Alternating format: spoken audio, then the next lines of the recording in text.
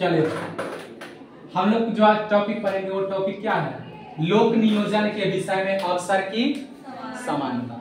ठीक है, और लोक नियोजन के विषय में अवसर की समानता, इसके लिए अगर आर्टिकल बात करेंगे भारतीय संविधान का, तो आर्टिकल नंबर कितना? 16। आर्टिकल 16 में इसका क्या किया गया है? प्रावधान किया गया है। ठीक है, अब इसको देखेंगे तो इसमें क्या क्या प्रावधान है, इस चीज को हम लोग क्या करेंगे?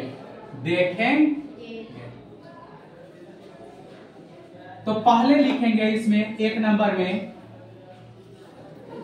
देखिए इसको लिखने से पहले आप लोग थोड़ा इसको लिख लिए।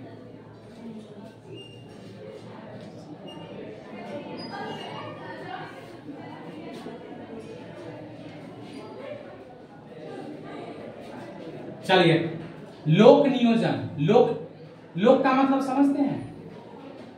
सार्वजनिक। सार्वजनिक का मतलब सरकारी, और नियोजन का मतलब क्या होता है? नियुक्ति। इसका मतलब है सरकारी नियुक्ति में या सरकारी सेवा में।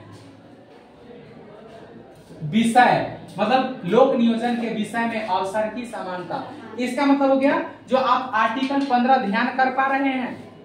आर्टिकल 15 का संबंध किससे था? आर्टिकल 15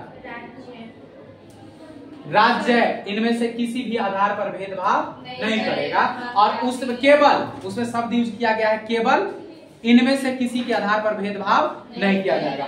जैसे आधार में क्या था? धर्म, जाति,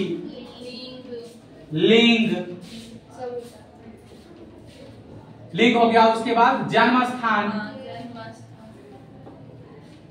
अगला भाषा। इसका मतलब है राज्य केवल इनके आधार पर भेदभाव नहीं करेगा, केवल इनके आधार पर। तो इसमें निहित है कि केवल इनके आधार पर भेदभाव नहीं करेगा, तो निहित है कि दूसरे आधार पर क्या है? कर सकता है। दूसरे आधार पर राज्य क्या है? कर सकता है, सिर्फ इसके आधार पर नहीं करके दूसरे आधार पर कर सकता है। तो वही कहता है कि लोक नियोजन के विषय में अवसर की समानता। इसका मतलब हो गया कि यहाँ पर आप आर्टिकल क्या जोड़ के देखेंगे? आर्टिकल 15 को 16 को 15 से जोड़ के देखेंगे, तो इसमें भी वही बात कहा गया है जो सार्वजनिक, सार्वजनिक मतलब जो सरकारी है, सरकारी नियुक्तियां होगा या नियोजन होगा, उसमें आप किसी को धर्म के आधार पर, जाति के आधार पर, लिंग के आधार पर, जन्म स्थान के आधार पर, भाषा के आधार पर आप किसी के साथ भेदभाव नहीं कर सकते हैं। इसका मतलब कहीं ना कहीं यहाँ पर बेस किसको बनाया गया है? आर्टिकल 16 में आर्टिकल 15। ठीक है, इसका मतलब ये यही बात कहता है कि लोक नियोजन के विषय में इसमें से किसी भी आधार पर राज्य जो है सो किसी के साथ भेदभाव नहीं करेगा। इसलिए अगर मान लीजिए जो कोई 100 सीट पर कोई भर्तियां निकला है, 100 सीट पर जब ये भर्तियां निकला, तो राज्य इस बात को कह के नहीं क्या कर सकता है? खारिज कर सकता है कि आप इस जाति से है इसलिए आप फॉर्म नहीं डालेंगे। किसी को इसलिए नहीं खारिज कर सकता है जो आप इस जेंडर का है इसीलिए आप क्या कर सकते हैं? फॉर्म नहीं डाल सकते। इनमें से किसी भी आधार पर किसी के साथ भेदभाव नहीं किया जाएगा। तो लिखेंगे, पहला में आप लोग लिखेंगे, यहाँ पर लिख लेंगे सभी नागरिकों को, सभी नागरिकों को, सभी नागरिकों को राज्य के अधीन, सभी नागरिकों को राज्य के अधीन, सभी नागरिकों को राज्य के अधीन नियुक्ति एवं रोजगार में, नियुक्ति एवं रोजगार में, नियुक्ति एवं रोजगार में अवसर की समानता, नियुक्ति एवं रोजगार में अवसर की समानता, नियुक्ति एवं रोजगार में रोजगार में अवसर की समानता,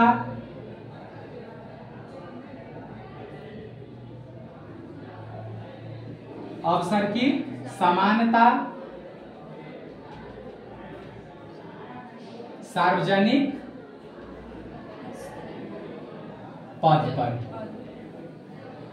ठीक है, तो आपका लोक नियोजन के विषय में पहला क्या कहता है, राज्य जो है सो सभी नागरिकों को क्या करेगा, राज्य जो है सो इसमें से किसी भी आधार पर किसी को क्या किया कर सकता है, अयोग्य नहीं ठहरा सकता है। इसका मतलब किसी के साथ समानता का मतलब होगा किसी के साथ किसी प्रकार का भेदभाव नहीं किया जाएगा। ठीक है, और दूसरा पॉइंट था, इसी में दूसरा पॉइंट लिखेंगे, राज्य के अधीन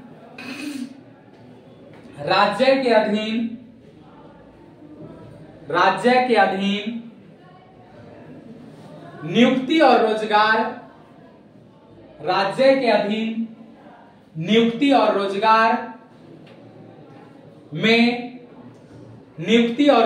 में किसी के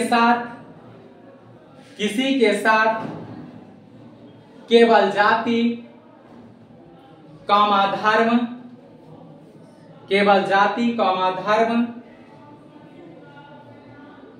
धर्म लिंग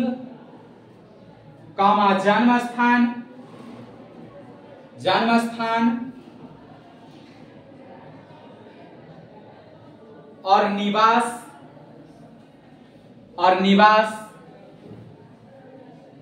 के आधार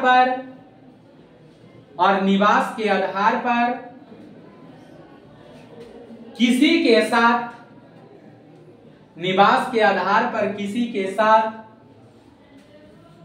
भेदभाव नहीं किया जाएगा। भेदभाव नहीं किया जाएगा।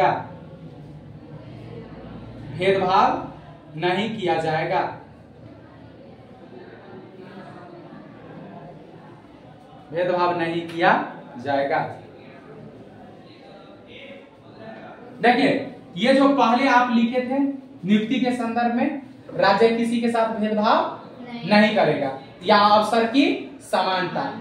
अगर जैसे आर्टिकल कभी पूछता नहीं है, लेकिन मेन आर्टिकल तो आपका ये है, उसमें अगर पहला वाला में आप लिख सकते हैं तो ये जो बात लिखा है उसको संविधान के आर्टिकल नंबर कितना में प्रावधान किया गया है, 16(1). और अभी जो आपको लिखवाया गया, जो राज्य किसी को धर्म, जाति, लिंग, जन्म स्थान के आधार पर किसी के साथ क्या करेगा, भर्ती में या नियुक्तियां में भेदभाव नहीं करेगा। ये है आपका आर्टिकल नंबर कितना, 16(2).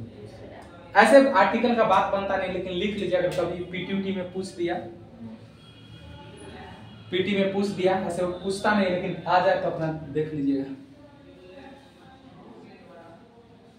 देखिए, तो लोक नियोजन के विषय में अवसर की समानता, आर्टिकल नंबर कितना, 16। उसी का पहला क्लॉज आपको कहता है जे सभी नागरिकों को राज्य के अधीन नियुक्ति एवं रोजगार में अवसर की क्या, समानता। आप देखिए, ये तो अवसर की समानता का बात करता है, जो इसका मतलब हुआ जो किसी के साथ किसी प्रकार का भेदभाव नहीं किया जाएगा। इसका मतलब क्या हुआ, जब भाई साहब एक क्या है 100 भर्तियां निकला, 100 भर्तियां में तो क्या होगा, जब किसी प्रकार का कोई कोटा हम फिक्स नहीं करेंगे।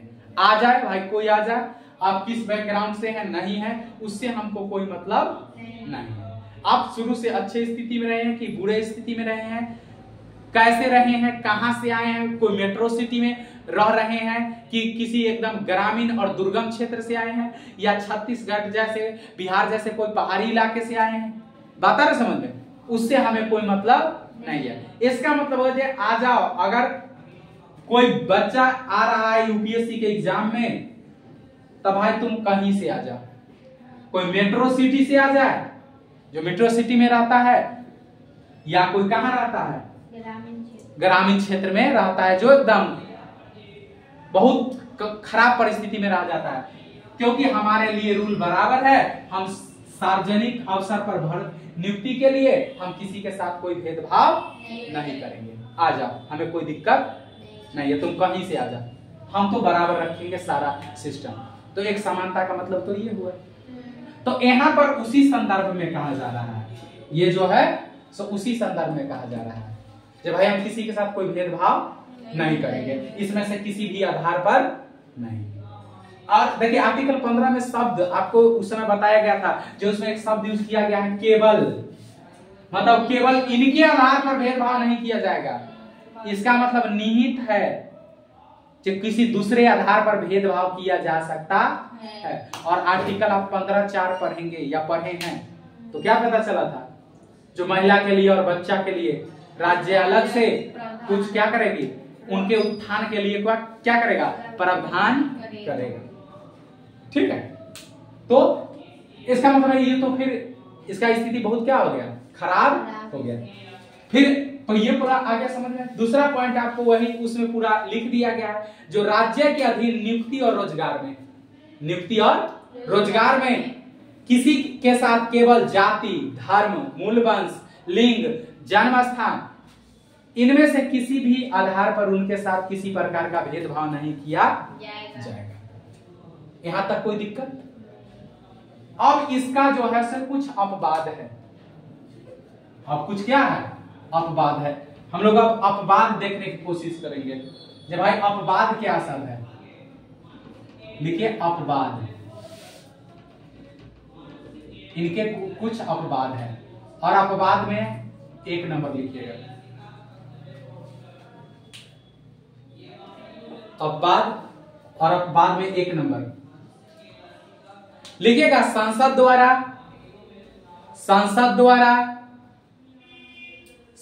द्वारा विधि का निर्माण, संसद द्वारा विधि का निर्माण,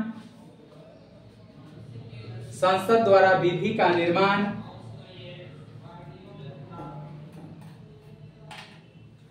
विधि का निर्माण, संसद द्वारा विधि का निर्माण, जिसके माध्यम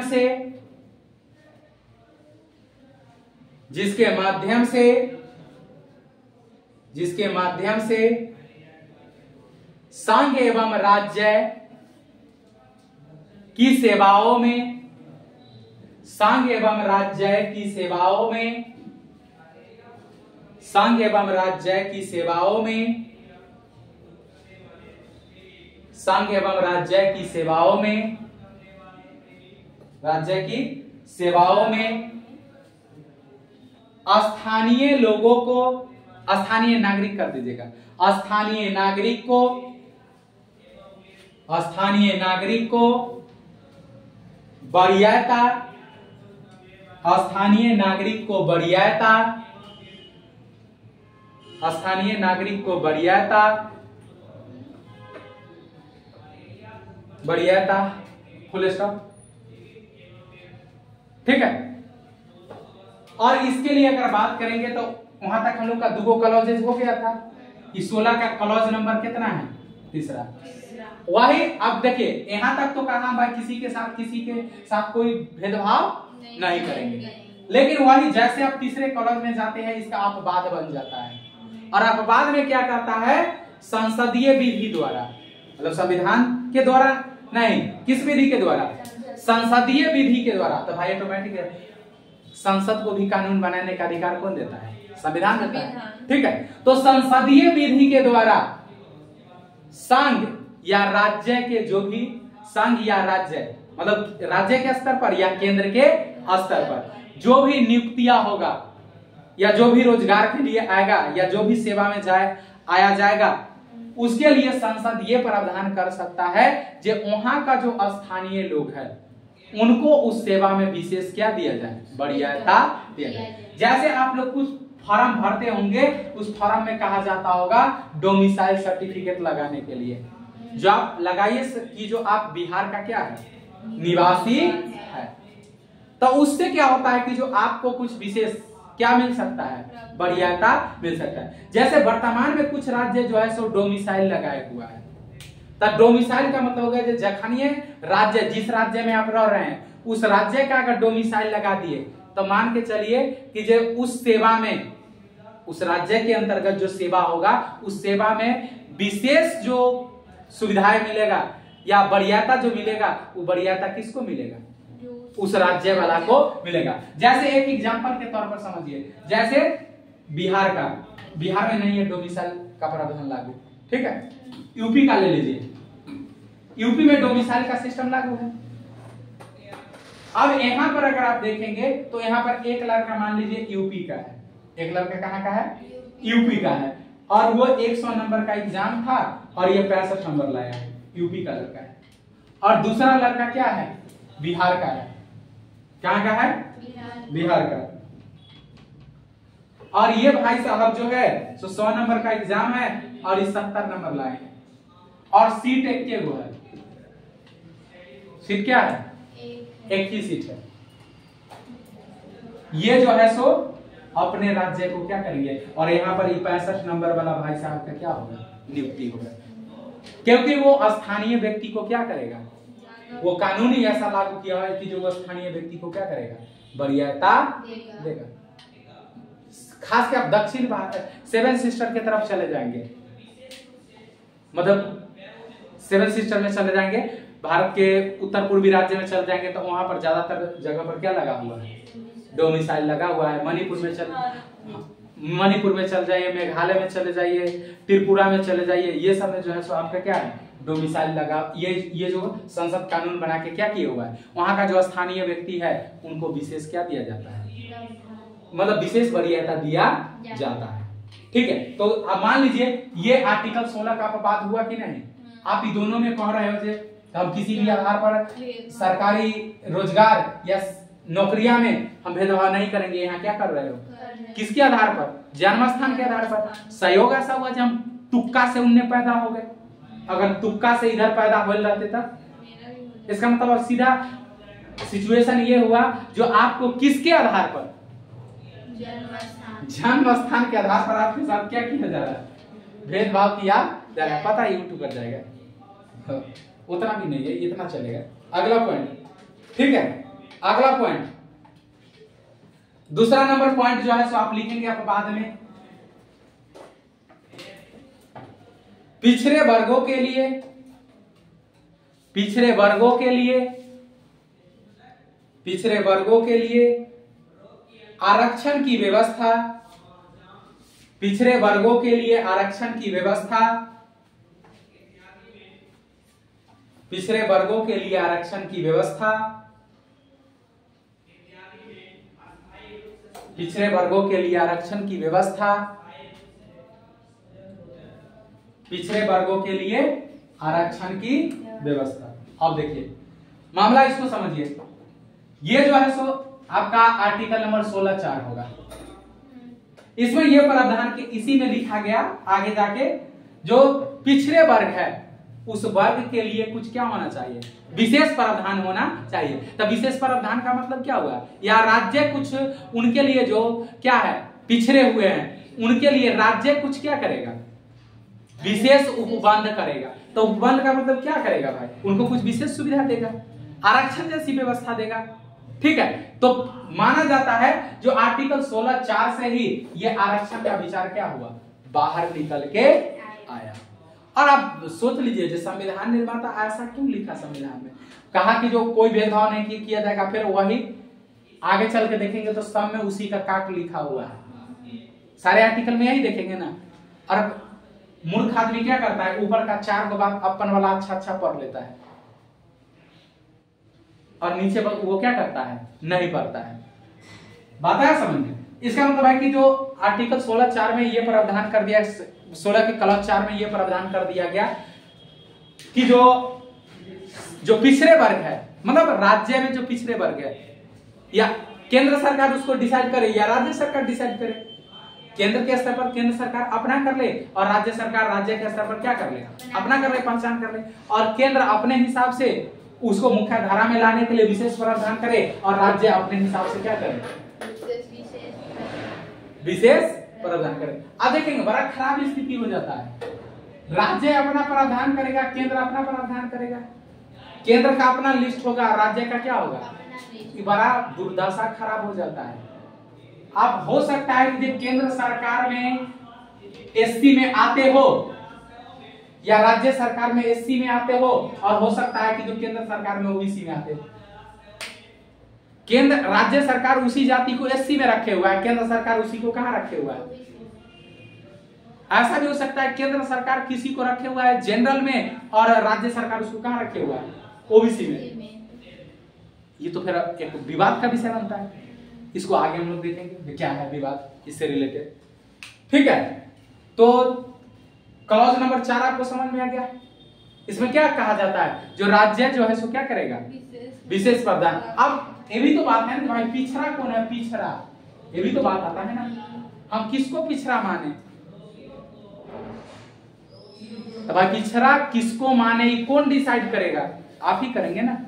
उसके लिए कुछ क्या तैयार करेंगे, पैमाना तैयार करेंगे, कुछ मानक तैयार करेंगे और फिर देखेंगे कि जो उस मानक पर कौन कौन व्यक्ति क्या होता है, खरा उतरता है। फिर कुछ हो सकता है पिछड़ा में भी तो पिछड़ा होगा ना, अत्यंत पिछड़ा, पिछड़ा में भी पिछड़ा, एक ये भी तो होगा ना, पिछड़ा में अगरा, अगला को अगरा बोला जाता है, पिछड़ा अगरा, पिछड़ा में भी क्या अगरा, एक पिछड़ा में भी पिछड़ा, तो बड़ा खराब स्थिति हो गया। देखेंगे इसको आगे जब आरक्षण टॉपिक जिस समय पढ़ेंगे उसमें भी देखेंगे, इसी में आज पढ़ाई देंगे पॉलिटी के हिसाब से, सामान्य जो यहाँ पर जरूरी है। ठीक है, उसके बाद आप अगला क्लॉजेस लिखेंगे, अगला लिख लेंगे आप बाद में। किसी भी धार्मिक संस्था की नियुक्तियां, किसी भी धार्मिक संस्था की नियुक्तियां, किसी भी धार्मिक संस्था की नियुक्तियां में 100% आरक्षण, में 100% आरक्षण, 100% आरक्षण, किसी धार्मिक संस्था की नियुक्तियां में 100% आरक्षण, 100% आरक्षण। देखिए वहां पर 100% नहीं लिखा हुआ है, वहां पर 100%, लेकिन भाव वही है, 100% आरक्षण दिया जाएगा। इसका मतलब वहां पर लिखा हुआ है कि जिस धर्म का संस्था होगा वहां पर उसी धर्म के व्यक्ति, सारे व्यक्ति उसी धर्म के जाएंगे। जैसे आप कोई मस्जिद में कहे, कोई हिंदू व्यक्ति जाके जहां में मस्जिद का क्या बना दो, प्रमुख बना दो, मस्जिद में हम रहेंगे। अब उसके चॉइस पर डिपेंड करता है, बनाएगा कि आप हिंदू है, आप जाके बोल रहे हैं, उसके चॉइस पर डिपेंड करता है कि वो आपको बनाएगा कि नहीं। आप इस आधार पर नहीं फिर सुप्रीम कोर्ट चले जाएंगे, आप कहेंगे जनाब हम तो हिंदू है और मुसलमान में मौलवी बनना चाहते हैं और हमको ये लोग कमबख्त नहीं बना रहा है। या कोई मान लो कि जो कोई दूसरे धर्म के, जैसे मुसलमान कोई व्यक्ति है, वो आके बोले किसी धार्मिक संस्था में, किसी मंदिर में, कोई बड़े मंदिर है, उस मंदिर में बोले कि जिस मंदिर का मुख्य पुजारी हमें बना, और ये बाकी सब आदमी मना कर दिया और वो चला गया सुप्रीम कोर्ट और बोला कि जनाब ऐसा बताओ क्या हम मंदिर का पुजारी बन सकते हैं कि नहीं बन सकते हैं। वो कहेगा बेकार की बात मत करो, उसके मर्जी का बात है, तुमको बनाए या न बनाए उसमें हम कुछ कर नहीं सकते। बात है समझ में। और वही व्यक्ति अगर कोई सार्वजनिक पद पर भर्ती हो रहा है और उसको सिर्फ धर्म के नाम पर खारिज कर दिया गया, जैसे जो आप इस धर्म से हैं इसीलिए आप क्या कर सकते हैं, योग्य नहीं होंगे, इस आधार पर वो कूद के सुप्रीम कोर्ट जा सकते हैं। और फिर यही 16 के तहत लताड़ देगा उस संस्था को कौन, सुप्रीम कोर्ट। जो इस देश में संविधान का शासन रहेगा कि नहीं रहेगा, कि तानाशाह का शासन चलेगा, इस देश में लोकतंत्र रहेगा कि नहीं रहेगा, इस देश में विधि का शासन रहेगा कि नहीं रहेगा, विधि का शासन होगा कि व्यक्ति का शासन होगा। सारे क्वेश्चन पूछेगा ना। अब सुप्रीम कोर्ट के सामने जाना या हाई कोर्ट के सामने जाना, मौत के मुंह से घूर के आना, यमराज के हाथ से छूट के आना, दोनों बराबर होता है।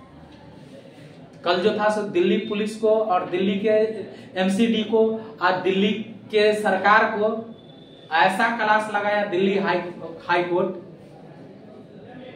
जो आप सोच सकते हैं कि ये यमराज के मुंह से घूर के आना है। और सबसे ज्यादा जो प्रताड़ित किया दिल्ली पुलिस को। तुम 5 दिन में किए क्या हो, 10 दिन 8 दिन में कौन सा तांडव कर रहे थे, हमें नहीं सूझ रहा था। मतलब वही किसी तरह से गोबर माटी लगा के, गांव देहात में नहीं बोलता है, मतलब उसको किसी तरह से मामला को रफा दफा करने के, और तुरंत दिल्ली सरकार से, दिल्ली पुलिस के हाथ से केस ट्रांसफर कर दिया किसके पास, सीबीआई के पास। मतलब तुम्हारा नियत जानते हैं जब कितना तुम लोग नीचे सोच रखते हो, बात है समझ में। तुम्हारे नियत पर हमें भरोसा नहीं है, और केस ट्रांसफर कर दिया किसके पास। अगर आज तक तुम जिस कोचिंग में दुर्घटना हुआ उस कोचिंग का आज तक तुम 5 दिन में या 6 दिन में फाइल नहीं जब्त कर पाए, फाइल सील नहीं कर पाए, तो और आगे हम तुमसे क्या उम्मीद कर सकते हैं। इससे ज्यादा पारदर्शिता और कहां दिख सकता है, बात है समझ में। मतलब वो बेइज्जती भी किसी का करता है ना, समझते हैं, किसी को बेइज्जती भी करता है तो पता चलेगा कि बेइज्जती नहीं हो रहा है, और ऐसा बेइज्जती हो रहा है जो फिर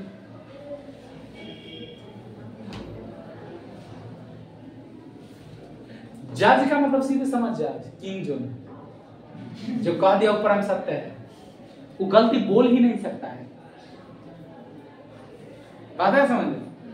आप सरकार के फैसला को नकार देंगे, सरकार के फैसला को क्या कर देंगे, नकार देंगे, विरोध कर देंगे, प्रदर्शन कर देंगे, सुप्रीम कोर्ट के फैसला को नहीं करेंगे, सुप्रीम कोर्ट के फैसला को। क्या लगता है आपको, अगर आर्टिकल 370 पर सुप्रीम कोर्ट फैसला सरकार का सिर्फ बात रहता तो जितने जो थे ये मान जाते, नहीं मानते। राम मंदिर के फैसले पर अगर सुप्रीम कोर्ट फैसला नहीं दे ले रहता, सिर्फ ये सरकार का बात रहता, आप बता जैसे कितना बड़ा तांडव मचता, लेकिन सुप्रीम कोर्ट का फैसला था, एक बार भी सुनी समझा। इसका मतलब सुप्रीम कोर्ट है, सुप्रीम कोर्ट किंग जो है, वो जो बोल दिया वो परम सत्य हो गया, ब्रह्मा विष्णु महेश का क्या हो गया, एक सेंस में हो गया। फिर संसद चाहे तो उसको पलट ही देगा, उसके फैसला को क्या कर देगा, पलट देगा, बात है समझने। लेकिन आप एक सिरे से एक झटके में नकार नहीं सकते। और इतिहास में देखेंगे कई बार सुप्रीम कोर्ट के फैसला को क्या किया गया, नकारा गया। ठीक है, चलिए हम लोग वहां पर उलझ गए थोड़ा सा, ठीक है। तो ये आपका था लोक नियोजन के विषय में, उसके कुछ पक्ष और उसके कुछ अपवाद, ठीक है, यहां तक कोई दिक्कत। अब इसमें जो आप देखे होंगे जो पिछड़े वर्गों के लिए आरक्षण कह रहा है ना आपका क्लॉज नंबर 4 में, आप इसको जानने का कोशिश आप कीजिए दरअसल आरक्षण में भी जो बात किया जा रहा है किस प्रकार का। तो सबसे पहले नीचे पॉइंट बना लीजिए आरक्षण। यहां पर थोड़ा देखिए बेसिक, ऐसे आरक्षण टॉपिक आपको जब सामाजिक मतलब हाँ इंडियन सोसाइटी पढ़ाया जाएगा ना, उस समय इसको डिटेल में पढ़ाएंगे। यहाँ पर ऐसे थोड़ा सा संक्षिप्त रूप में जान लेते हैं, क्योंकि इस आर्टिकल में जिक्र आया है। अगर मान लो कि जब कभी क्वेश्चन सिर्फ आर्टिकल पर पूछ ले, होता है ना भाई, तो कम से कम आपके पास आर्टिकल पर पूछ लिया और 200 शब्द में क्वेश्चन आंसर देना है, तो कम से कम आपको 200 शब्द इतना रहना चाहिए जो 200 शब्द पर आराम से क्या कर ले, लिख ले, ठीक है। तो आरक्षण का बात कितना में किया गया, आर्टिकल कितना 16(4) के अंतर्गत किया गया है, जो पिछड़े वर्ग का। अब इसमें पहला लिख लीजिएगा यहाँ पर, नागरिकों के किन्हीं पिछड़े वर्गों को। भाई आरक्षण किसको मिलेगा, नागरिक, वैसा नागरिक जो पिछड़ा हुआ है। तो आप लिख सकते हैं नागरिकों के किन्हीं पिछड़े वर्गों को, नागरिकों के किन्हीं पिछड़े वर्ग को, पिछले वर्गों को, नागरिक के किसी आरक्षण की जरूरत किसको है?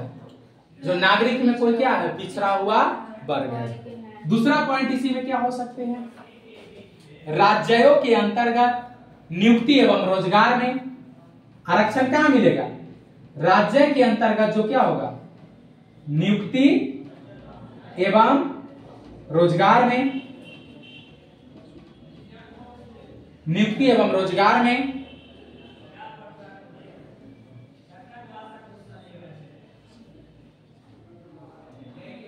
दूसरा, अगला आरक्षण प्रदान किया जाएगा। भाई आरक्षण किसको प्रदान किया जाएगा? आरक्षण लेने वाला भी तो कोई व्यक्ति होना चाहिए ना। बात आ रही समझ में? आरक्षण प्रदान किया जाएगा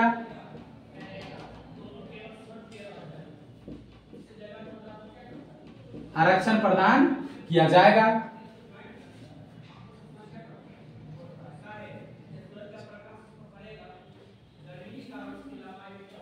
और अगला अगला लिखेंगे राज्यों की दृष्टि में, राज्यों की दृष्टि में, राज्यों की दृष्टि में नागरिकों, राज्यों की दृष्टि में नागरिकों के पिछड़े वर्गों, नागरिकों के पिछड़े वर्गों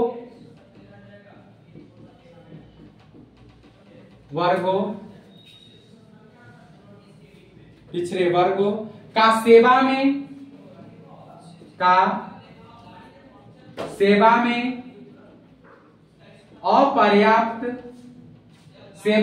अपर्याप्त प्रतिनिधित्व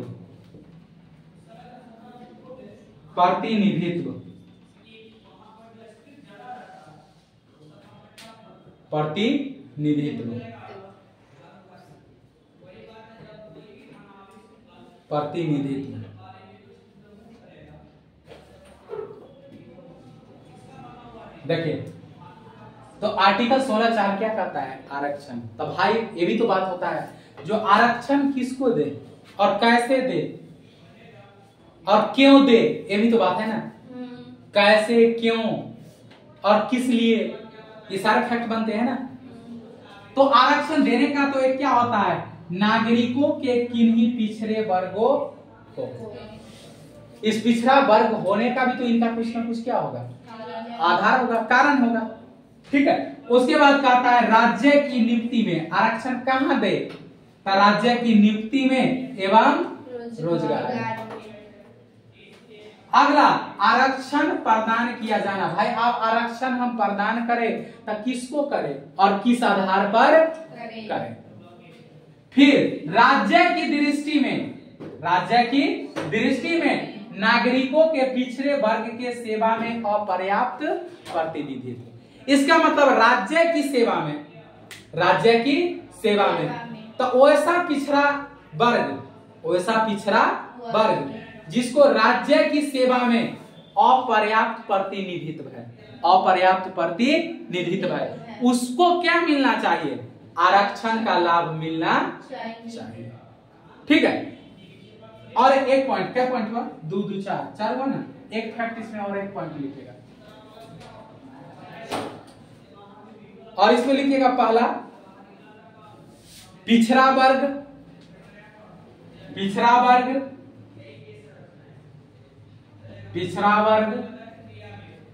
दूसरा पदोन्नति में आरक्षण, पदोन्नति में आरक्षण, पदोन्नति में आरक्षण, पदोन्नति में आरक्षण, पदोन्नति में आरक्षण। एक तो आरक्षण देंगे किसको? पिछड़ा वर्ग को। और कहां देंगे? पदोन्नति में आरक्षण। उसके बाद अगला आप लिख लेंगे आरक्षण का मात्रा क्या होगा? मात्रा, अरे कुछ लिमिटेशन होना चाहिए ना। अगर मात्रा ऐसा थोड़ी है जो जितना मन उतना क्या कर देंगे, दे देंगे। इसका कुछ ना कुछ क्या होगा, मात्रा होगा।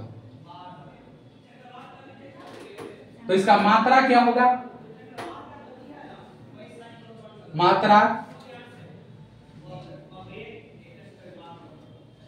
फिर अगला रिक्त सीटों के लिए, रिक्त सीटों के लिए, रिक्त सीटों के लिए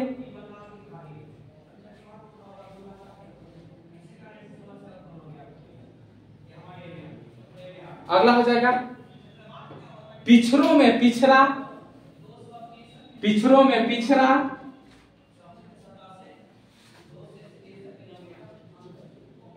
पिछड़ों में पिछड़ा या पिछड़ों में अगरा, या पिछड़ों में अगरा, ऐसे लिखेंगे, पिछड़ों में अगरा।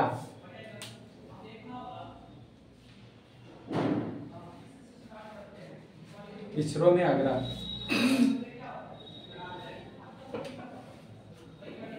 तो ये सब जगह पर आरक्षण का क्या किया जा सकता है, बात किया जा सकता है। यहां तक किसी को कोई दिक्कत? अब यहां पर आप क्या कर सकते हैं, कुछ एग्जाम्पल से समझ सकते हैं। जैसे इसको लिख लिए,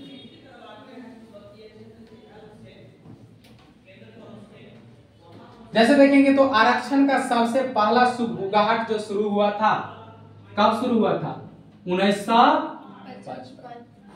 और 1955 में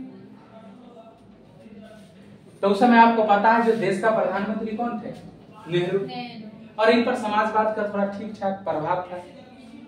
क्या था, प्रभाव था।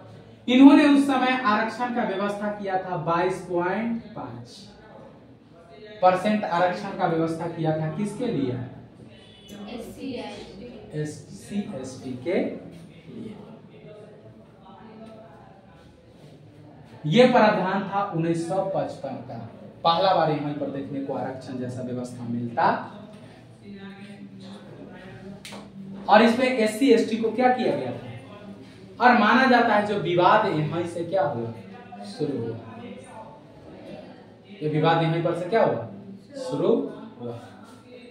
और विवाद ये यही शुरू हुआ कि जो भाई इनमें भी जो लाभ मिल रहा है वो किनको मिल रहा है।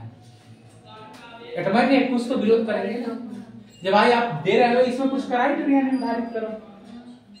क्राइटेरिया का मतलब हुआ ही जो कल आप लोग को बताया गया, नए जो कल आए जजमेंट, 6 जज का जजमेंट जो पिछले वीडियो में बताया, पिछले क्लास में बताया गया है। इसका मतलब क्या हुआ,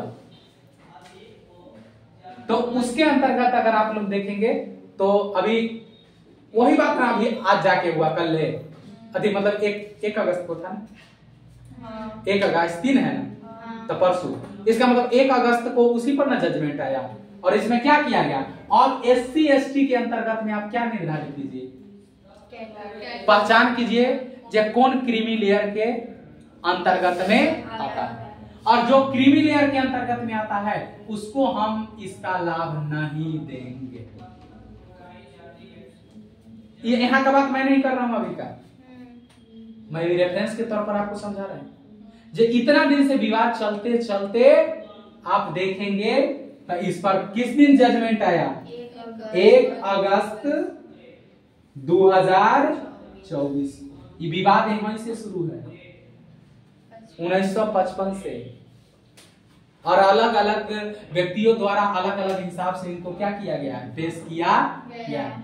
उनका मानना था कि जो लगातार कई अति से देखा जा रहा है कि जो आरक्षण का लाभ उन्हीं को मिल रहा है जो पहले से बहुत क्या थे, अच्छे स्थिति में।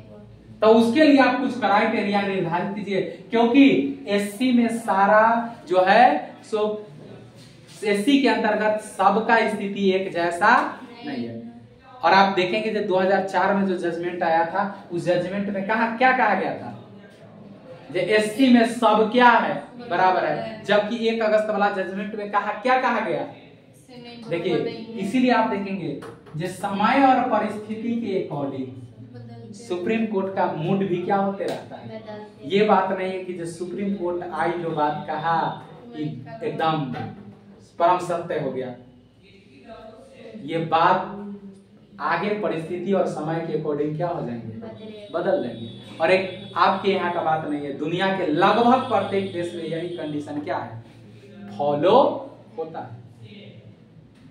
यहाँ तक कोई दिक्कत नहीं, ठीक है। तो माना यहाँ पर ये गया, ये तो वहां से ये शुरू हुआ मान, ये विवाद बढ़ा।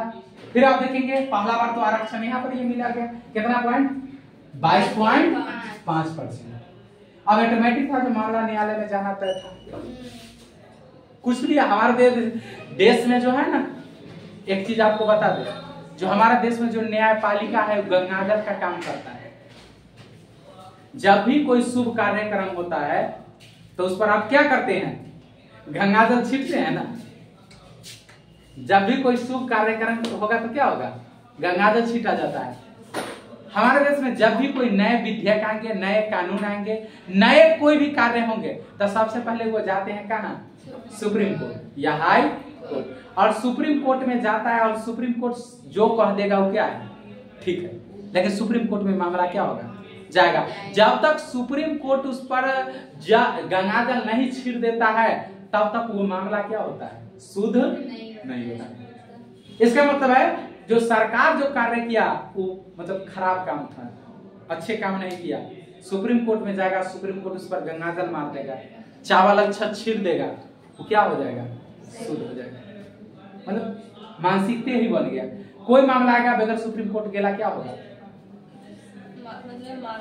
अब देखो।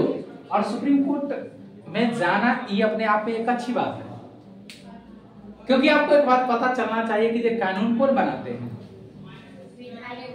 विधायिका। इनको प्रत्येक 5 साल पर क्या करना है, चुनाव लड़ना है। न्यायपालिका को चुनाव लड़ना नहीं है, तो संविधान के अकॉर्डिंग कौन चलेगा, आर्टिकल के अकॉर्डिंग कौन चलेगा, कानून के अकॉर्डिंग कौन चलेगा, न्यायपालिका। ये तो सामाजिक न्याय का बात करेंगे। इनको क्या है कि राजनीति फायदा के लिए कुछ कर देंगे, ये भी तो बात है ना। तो उसका जांच होना बहुत क्या है, होना चाहिए। और एक परसेप्शन ये चला, अभी भी सोशल मीडिया पर ट्रेंड चला हुआ है। आप ये जो जजमेंट आया है, इस जजमेंट से सोशल मीडिया पर ट्रेंड चला हुआ है, खास के एक्स पर है, ओबीसी का सारा आरक्षण यादव खा गया। ओबीसी का सारा आरक्षण, एससी का सारा आरक्षण जाट खा गया। ओबीसी का सारा आरक्षण यादव खा गया, एससी का सारा आरक्षण जाट खा गया, एसटी का सारा आरक्षण मीना खा गया। जाति है मतलब कथी, टाइटल सुने हैं, जैसे यूपीएससी में बड़ा टॉप करता है। ये जाति है, जाति। यहाँ टाइटल का कोई संदर्भ नहीं है। यहाँ क्या पढ़ रहे हो, एससी एसटी पढ़ रहे हैं, टाइटल से कोई संबंध नहीं। जैसे अब तो कई जाति हैं जो उसका जात है वह टाइटल है, जैसे राम, पासवान, चौधरी, ये क्या है, यादव। यादव टाइटल भी लगाता है, यादव क्या है, जात नहीं है। तो ये क्या हुआ, तो आप बोल सकते हैं मीना। तो ये बोला ओबीसी का सारा आरक्षण कौन खा गया, यादव।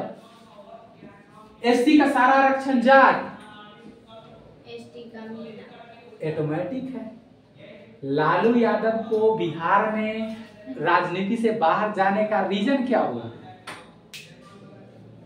राजनीति तथ्य से थोड़ी चलते हैं, राजनीति भावना से चलते हैं। जब नीतीश कुमार को राजनीति में आना था, एंट्री मारा, तो आपको पता है जो नीतीश कुमार किस समाज से है, एससी समाज से आता है, एससी से आता है। वो तो कहा कि जो भाइयों सारा आरक्षण यादव खा गया, हम लोग का तो कुछ हुआ ही नहीं, आओ हम सब मिलके अपने हक की लड़ाई लड़े। लोगों ने कहा हाँ हाँ हम लड़ेंगे लड़ेंगे, आप आइए हमारे साथ, हम आपका साथ देंगे। नीतीश कुमार राजनीति में ये सब करा, और कहा जाता है कि जो सारे जो ये थे ये सब क्या हो गए, एकजुट हो गए। और ओबीसी में भी जो क्या थे, यादव को छोड़ के बाकी थे सब एकजुट हो गए और इनको लगाई तो हमारा बात करते हैं। और बात तो सही है जो सारा, और ये सिर्फ बिहार का बात नहीं है, उत्तर प्रदेश में भी ऐसा हुआ। उसमें मुलायम सिंह वहां एक्टिव था, मुलायम सिंह यादव उत्तर प्रदेश में। तो देश का राजनीति का हवा कुछ क्या हो गया, बदल गया। इससे क्या हुआ, जो और अन्य जाति का जो दल थे उनको इससे क्या मिला, फायदा मिला, और वो सब फिर राजनीति में क्या हुए, आना शुरू किए। तो राजनीति क्या होता है, और उसी समय से ये परसेप्शन चला, ओबीसी का आरक्षण यादव खाया, एससी का आरक्षण जाट खाया, और एसटी का आरक्षण कौन खाया। और ये कहना किनका था, जो जिनको आरक्षण का लाभ नहीं मिलता था, वो ऐसा अफवाह फैला, वो ऐसा अफवाह फैला ताकि इसके अंदर में क्या हो, टूटे। ठीक है, तो ये पर्सपेक्टिव ऐसे कार्य करता है। ठीक है, तो आप देखेंगे एक तो 1955 में आप देखें जो एससी एसटी को कितना परसेंट आरक्षण दिया गया, 22%। उसके बाद अब 1990 में देखेंगे जो बड़ा तांडव हुआ,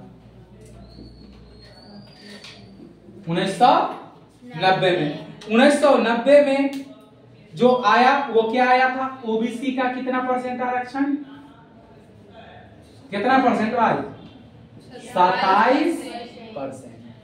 और ये जो आरक्षण लेके आए थे वो व्यक्ति कौन थे, बीपी सिंह, विश्वनाथ प्रताप सिंह।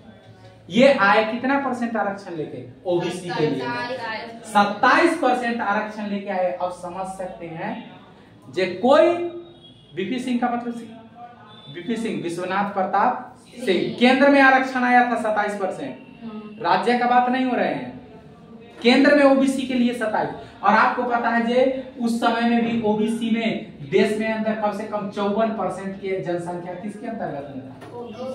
अब समझ जाइए कि जिस सरकार के जो सरकार 54% के पक्ष में फैसला कर देगा उसका क्या होगा।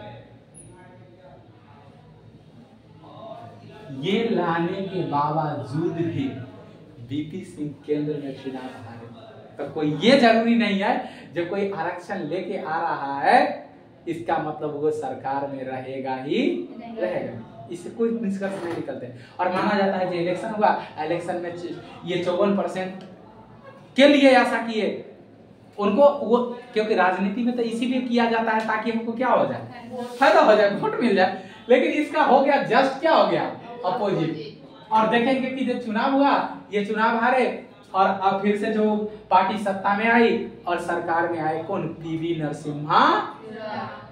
और वो भी आया तो वो भी अल्पमत में सरकार आया, जितना सीट अभी के पार्टी के है उस समय उतना सीट उसके पास था, 240 सीट के साथ आया, पार्टी अल्पमत के साथ आया। लेकिन पीवी नरसिम्हा राव 500 सीट के साथ क्या बना लिए, 500 बोलते हैं, तैयो 5 साल क्या चला लिए, सरकार चला लिए। जब ये आए, ये कहते थे यार ये तो नेहरू ये करके चला गया, बीपी ये करके चला गया, हम क्या करें, हमारे लिए तो कुछ छोड़ा ही नहीं। उसका जो कैबिनेट सेक्रेटरी था वो कहा कि वहां से बचा हुआ है, क्या बचा, कुछ नहीं बचा, ओबीसी वो दे के चला गया, ये दे के चला गया, बोला है तो बताओ, बोला कि जो ओबीसी में लगाइए ईडब्ल्यूएस, और कहा कि दे आओ हम देते हैं 10%। ले ये क्या खेला चल रहे हैं, ये राजनीति, ये जनता को किस तरह से खुश करे ताकि क्या हो, मतलब फायदा। और ये सारे घटना हो रहे हैं 1990 का में, और कंफर्म था जो ओबीसी के लिए 27% आरक्षण आएगा, ईडब्ल्यूएस के लिए 10% आरक्षण आएगा। ये दोनों मामला गया सुप्रीम कोर्ट में, खाली सुप्रीम कोर्ट, क्योंकि अभी थोड़ा देर पहले बताया सुप्रीम कोर्ट कोई भी चीज पर हमारे यहाँ अच्छा का काम करता है, या गंगाधर का मामला गया सुप्रीम कोर्ट। और ये केस जो प्रसिद्ध हुआ था जिस नाम से, उस केस का नाम था मंडल वाद। केस का नाम क्या था, आपको इस केस के बारे में डिटेल में पढ़ना हो तो आप गूगल पर सर्च मार के मंडल वाद केस के नाम से पढ़ सकते हैं। मंडल वाद 1992 में ये जजमेंट आया था। और आधिकारिक रूप से जो ये सामान्य नाम से ये प्रसिद्ध है, सामान्य नाम से ये प्रसिद्ध है, लेकिन जो आधिकारिक तौर पर जिस नाम से प्रसिद्ध हुआ था वो नाम था इंदिरा साहनी बनाम इंदिरा साहनी मामले के नाम से।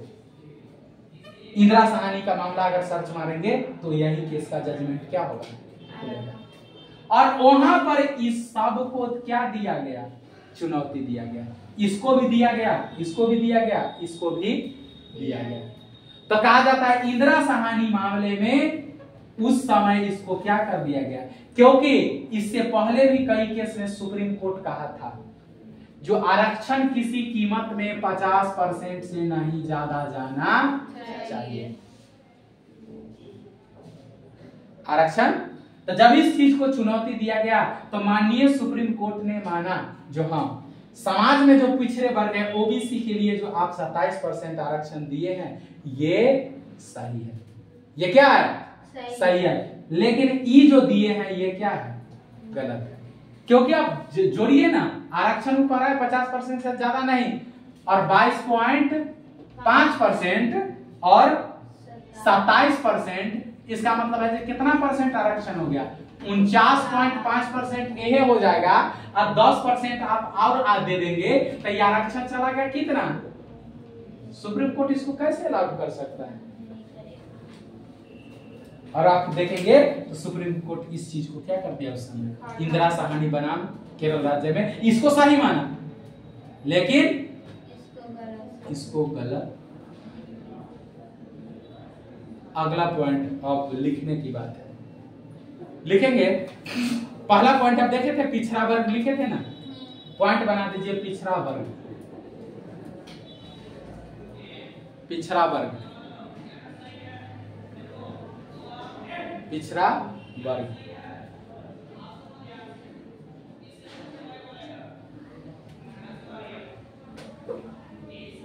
लिखेंगे उच्चतम न्यायालय, उच्चतम न्यायालय ने, उच्चतम न्यायालय ने, उच्चतम न्यायालय ने सामान्यता, उच्चतम न्यायालय ने सामान्यता,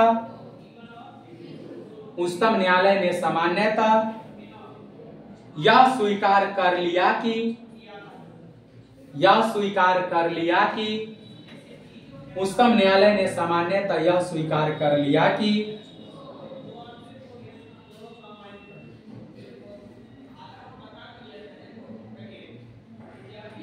यह स्वीकार कर लिया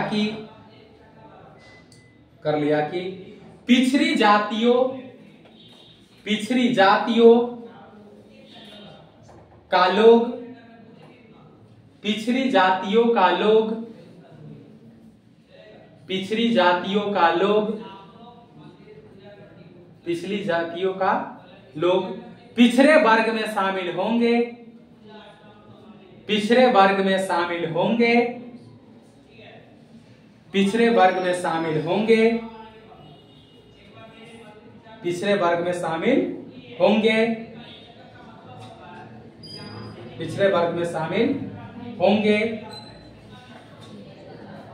और न्यायालय के अनुसार, और न्यायालय के अनुसार, न्यायालय के अनुसार सामाजिक एवं शैक्षणिक रूप से, न्यायालय के अनुसार सामाजिक और शैक्षणिक रूप से, सामाजिक और शैक्षणिक रूप से, सामाजिक और शैक्षणिक रूप से को में कर दीजिएगा, सामाजिक और शैक्षणिक रूप में पिछड़ापन है, पिछड़ापन है, पिछड़ापन है, पिछड़ापन है, आर्थिक रूप, फुल स्टॉप, आर्थिक रूप से, आर्थिक रूप से, आर्थिक रूप से, आर्थिक रूप से पिछड़ापन नहीं है, आर्थिक रूप से पिछड़ापन नहीं है, आर्थिक रूप से पिछड़ापन नहीं है, आर्थिक रूप से पिछड़ापन नहीं है, आर्थिक रूप से पिछड़ापन नहीं है, आर्थिक रूप से पिछड़ापन नहीं है। इसीलिए नरसिम्हा राव के द्वारा, इसीलिए नरसिम्हा राव के द्वारा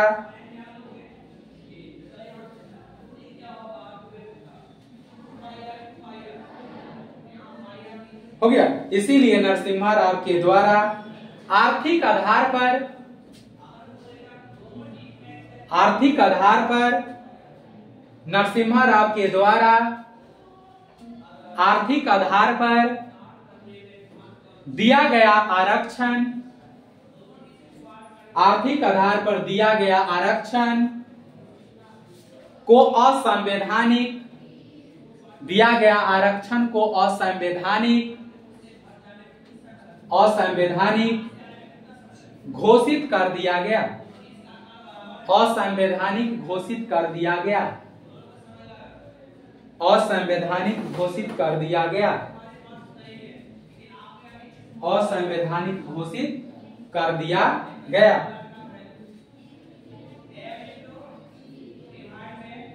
असंवैधानिक घोषित कर दिया गया।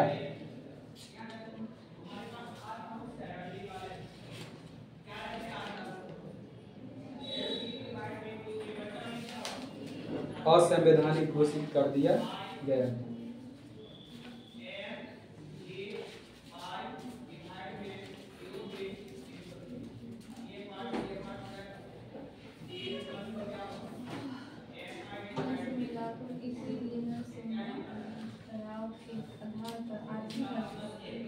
एक मिनट रोक दो तो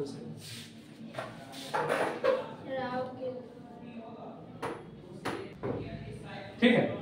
तो देखिए हम लोग क्या देखे थे अभी, पिछड़ा वर्ग। पिछड़ा वर्ग को जो माननीय सुप्रीम कोर्ट था, जब मामला गया, जब इस आरक्षण जो ये बीपी सिंह द्वारा ओबीसी को कितना परसेंट आरक्षण, 27%, और पीवी नरसिम्हा राव द्वारा जो ईडब्ल्यूएस को कितना परसेंट आरक्षण, 10%। तो माननीय सुप्रीम कोर्ट जो माना कि जो हाँ पिछड़ी जाति में जो पिछड़ा वर्ग है उनको आरक्षण मिलना चाहिए। पिछड़ी जाति में जो क्या है पिछड़ा वर्ग है उसको आरक्षण मिलना चाहिए। इसका मतलब जो ओबीसी को जो 27% आरक्षण बीपी सिंह की सरकार द्वारा दिया गया था उसको सुप्रीम कोर्ट वैध माना, संवैधानिक माना। जबकि ईडब्ल्यूएस के आधार पर जो नरसिम्हा राव सरकार जो 10% आरक्षण लेके आई थी इसको सुप्रीम कोर्ट क्या कर दिया, खारिज कर दिया। वो बोला कि हाँ पिछड़ी जाति में पिछड़े वर्ग है लेकिन उनमें कोई जो है सो आर्थिक स्तर पर कोई अंतर नहीं है। मतलब बात तो यही हुआ, आर्थिक स्तर पर कोई अंतर नहीं। ठीक है, इस चीज को सुप्रीम कोर्ट उस समय नहीं माने। आपको क्या बोला जाता है, सुप्रीम कोर्ट का जो भी फैसले आते हैं वो परमानेंट नहीं होते हैं, उस समय और परिस्थिति के लिए ऐसा क्या है होता है, और समय और परिस्थिति के हिसाब से क्या हो जाते हैं, बदल जाते हैं। ठीक है, यहाँ शुरू किए हुए थे। अगला चलिए, दूसरा क्या था, पदोन्नति में आरक्षण। हाँ लिखेंगे, पदोन्नति में आरक्षण, पदोन्नति में आरक्षण।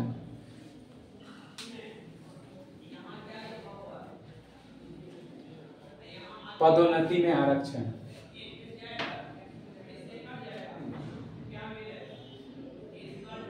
लिखेंगे, उच्चतम न्यायालय के द्वारा, उच्चतम न्यायालय के द्वारा, उच्चतम न्यायालय के द्वारा, उच्चतम न्यायालय के द्वारा पदोन्नति में आरक्षण, पदोन्नति में आरक्षण, पदोन्नति में आरक्षण, आरक्षण को असंवैधानिक, पदोन्नति में आरक्षण को असंवैधानिक, असंवैधानिक घोषित कर दिया गया, घोषित कर दिया गया, घोषित कर दिया गया, और न्यायालय ने कहा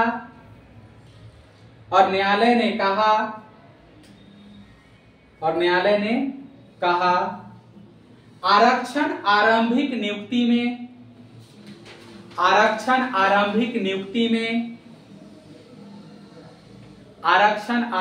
नियुक्ति में लागू होगा। आरक्षण आरंभिक नियुक्ति में लागू होगा, पदोन्नति में नहीं। हाँ, आरंभिक नियुक्ति में लागू होगा, पदोन्नति में नहीं। पदोन्नति में नहीं, पदोन्नति में नहीं। ठीक है, देखिए एक एग्जांपल के तौर पर एक बात समझिए। जैसे ये बात तो समझ में आता है, जो आरक्षण किसी को व्यक्ति कब है, जब तक व्यक्ति क्या है, बेरोजगार है, तब तक तो आप मान सकते हैं कि जो वो क्या है, वंचित है, उसको आरक्षण मिलना चाहिए। लेकिन क्या वो राज्य के सेवा में जाने के बाद भी वो वंचित रहता है क्या? मतलब राज्य के सेवा में जाने के बाद भी वो वंचित रहता है क्या? सुप्रीम कोर्ट से यही बात पूछा गया। किस मामले में पूछा गया?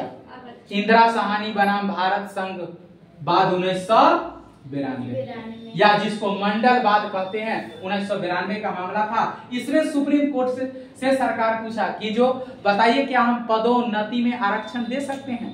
तो सुप्रीम कोर्ट फिर साफ भाषा में कहा, जो आरक्षण किसी को एक बार मिलेगा नियुक्ति के समय, आरक्षण एक ही व्यक्ति को बार बार क्या होगा, नहीं मिलेगा। जैसे एग्जांपल के तौर पर देखिए, जैसे मान लीजिए जे बैंक में, या मान लीजिए ना रेलवे में क्या हुआ कि जो ग्रुप सी का नौकरी निकला, ग्रुप सी का नौकरी निकला, और इसमें एक व्यक्ति जो है सो मान लीजिए कि जो एससी समाज से है। कितना से है? एससी समाज से है, और इसका ज्वाइनिंग हुआ 2002 में। इसका ज्वाइनिंग हुआ 2002 में, और इसी के अंतर्गत जो एक सी ग्रेड पर ही एक दूसरा व्यक्ति था जो जनरल कैटेगरी से था, उसका ज्वाइनिंग हुआ था 1995 में। और उसके बाद ग्रुप बी के लिए यहां से प्रमोशन करके लेके जाना था, और ये जो यहाँ पर आए हैं ये आरक्षण के द्वारा आ चुके हैं। इनको तो आरक्षण का कोई अथी नहीं, आरक्षण के द्वारा आ चुके हैं। और यहाँ पर बी पद के लिए प्रमोशन होना है, और दो व्यक्ति है जो ग्रुप सी लेवल पर आया था, एक आया था 2002 में, एक आया था 1995 में। जो 2002 में आया वो एससी कैटेगरी से था, और जो 1995 में आया था वो जनरल कैटेगरी से था। और बी पद के लिए लेना है दोनों में से कोई एगो को,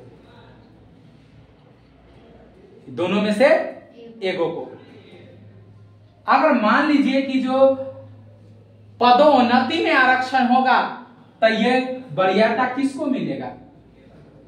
एससी वाले यहां जाएंगे, ये व्यक्ति क्या रहेगा? यहीं रहेगा। जबकि अगर वरीयता के क्रम से के हिसाब से देखेंगे तो इनसे 7 साल पहले का ज्वाइनिंग इनका है, रियलिटी तो इनको मिलना चाहिए। लेकिन अगर पदोन्नति में आरक्षण अगर आप देंगे तो इसके लिए जो आरक्षण लेने वाले हैं पदोन्नति में, जिनको आरक्षण का लाभ चाहिए पदोन्नति में, उनका आर्गुमेंट अलग है। वो यूपीएससी का एग्जांपल देते हैं। किसका एग्जांपल देते हैं? यूपीएससी का एग्जांपल देते हैं, और कहते हैं यूपीएससी में जो है सो डीएम बनना थोड़ी आईएएस का पर्पज है। आईएएस का मतलब तो है कैबिनेट सेक्रेटरी के पद पर जाना। अगर हमको पदोन्नति में आरक्षण नहीं मिलेगा तो हम कैबिनेट सेक्रेटरी तक कैसे पहुंच पाएंगे? अगर हमको आरक्षण मिलेगा तो हम क्या होंगे, वहां तक पहुंच जाएंगे, जो इसका समर्थन है। जो इसका विरोध करते हैं उनका कहना है कि नहीं, ये गलत है, आरक्षण किसी को एक बार में मिलेगा। इसका मतलब हुआ कि जब एक बार जिसको आरक्षण मिल के नौकरी में चला गया तैयो वो वंचित है, फिर उसको पदोन्नति में आरक्षण चाहिए। पढ़ाई तो विरोधाभास हुआ। इसका जवाब आपको मैं नहीं दे रहा हूं, मतलब आपको जो क्या क्या क्लू बनता है वो चीज क्या है। और सच्चाई ये बात है कि जब उसी समाज के दूसरे व्यक्ति, उसी समाज के उसी जाति का, उनको भी एक बार भी आरक्षण नहीं मिला। इस पर एक बहुत अच्छा एग्जांपल एक व्यक्ति ने दिया। जैसे मान, जैसे अभी दिल्ली वाला कांड हुआ ना, कोचिंग हादसा, राव कोचिंग सेंटर में जो वो पानी लगने से 3 छात्रों की मौत हुआ। इस मुद्दा पर तो आप लोग देखे जो 2 टीचर को खूब गाली पड़ा, जम के गाली पड़ा, और गाली पड़ा उसमें एक थे अवध ओझा और एक थे डॉक्टर विकास दुबे कीर्ति। ये दोनों सर को जम के मतलब क्रिटिसाइज किया गया, चाहे एजेंडा जो भी हो।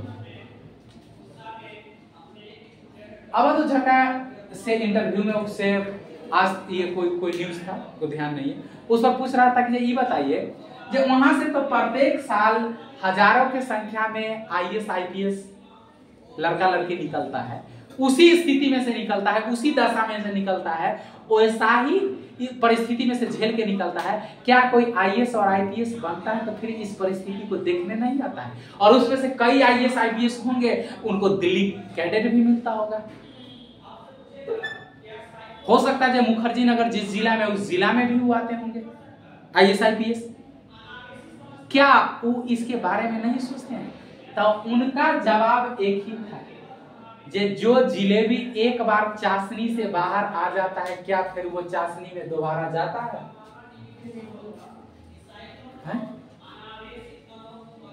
जो जिलेबी एक बार चाशनी में चला जाता है और चाशनी से बाहर आ जाता है, क्या फिर वो चाशनी में जाता है दोबारा? दरअसल समस्या यहाँ पर यही है, जो यहाँ से एक बार निकल गया किसी तरह से एरी चोटी का जोर लगा के, वो फिर यहाँ झांकी मार के और घूर के देखता नहीं। वही बात है। इसका मतलब क्या, जो आरक्षण के क्या है समर्थन है, जिनको जो पहले से बहुत अच्छी स्थिति में शामिल हो गए, किसी पद पर है, उनको लगता है कि हमको पदोन्नति में भी क्या मिलना चाहिए, जबकि उन्हीं के समाज का एक बहुत बड़ा वर्ग है जो न इनके पीछे आगे तीसरा पीढ़ी आरक्षण का फायदा ले रहा है। सारे जगह पदोन्नति से लेकर बाकी हर जगह तक उसी समाज में कोई किसी एक पीढ़ी को भी आरक्षण का लाभ क्या हुआ नहीं मिला। व्यवहारिक बात तो ये है, आप सुप्रीम कोर्ट जो भी आर्गुमेंट दे, जो आर्थिक अंतर है या नहीं है, आर्थिक आधार पर जरूरत है या नहीं है, जैसा सुप्रीम कोर्ट का भाव वो नहीं। अब ये वाला जो आया है अलग से व्यवस्था थोड़ी आरक्षण का किया गया है। उसी में जो आपके पास जो 15% आरक्षण था, 13% था ना, 13% जो आरक्षण है, इसी में से आप क्या कीजिए, बांटिए। ये नहीं कि जब इसमें ईडब्ल्यूएस होगा ओकरा ले अलग से 10% लाएंगे, नहीं, बेकार की बात मत करना। इसमें उपवर्ग विभाजित करो और अपना क्या करो, दो। ये नहीं कि जो अलग से परसेंटेज इसमें बढ़ाने का क्या है जरूरी है। तो अभी जितना चीज पढ़ेंगे ये सब आपको इंदिरा साहनी बनाम भारत संघ मामले के जजमेंट के आधार पर ही बताया जा रहा है। तो इस मामला में कहा गया जो सिर्फ नियुक्ति के समय आरक्षण मिलेगा, पदोन्नति में, प्रमोशन में किसी प्रकार का प्रमोशन अति आरक्षण नहीं। ये किस केस का जजमेंट था? इंदिरा साहनी बनाम भारत संघ या मंडल बाबू। ठीक है, अगला पॉइंट आपका क्या था? आरक्षण की उच्चतम सीमा, यही था ना? मात्रा रहा होगा आप लोग का, मात्रा का मतलब वही हुआ ना, जो किस मात्रा तक आरक्षण मिलेगा। तो आप लिख लेंगे आरक्षण की उच्चतम सीमा। भाई आरक्षण है तो आरक्षण का कुछ ना कुछ तो लिमिटेशन होना चाहिए ना, तो आप लिखेंगे आरक्षण की उच्चतम सीमा। उच्चतम सीमा, आरक्षण की उच्चतम सीमा, आरक्षण की उच्चतम सीमा, वही हुआ सीमा, मात्रा, एक ही बात हुआ। सीमा मात्रा। ठीक है, लिखिएगा इसमें एससी ने, एससी मतलब क्या, सुप्रीम कोर्ट, जहां दिक्कत है तो उच्चतम न्यायालय लिख लेना, फिर गड़बड़ाना मत। एससी ने कहा आरक्षण, एससी ने कहा आरक्षण 50% से अधिक, 50% से अधिक नहीं होना चाहिए। एससी ने कहा आरक्षण 50% से अधिक नहीं होना चाहिए, नहीं होना चाहिए।